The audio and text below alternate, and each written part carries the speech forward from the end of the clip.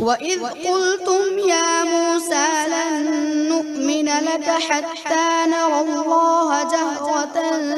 فأخذتكم الصاعقة وأنتم تنظرون ثم بعثناكم من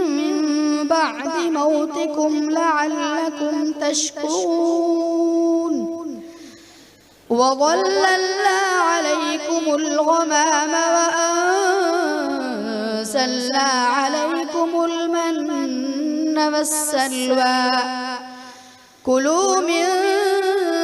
طيبات ما رزقناكم وما ظلمونا ولكن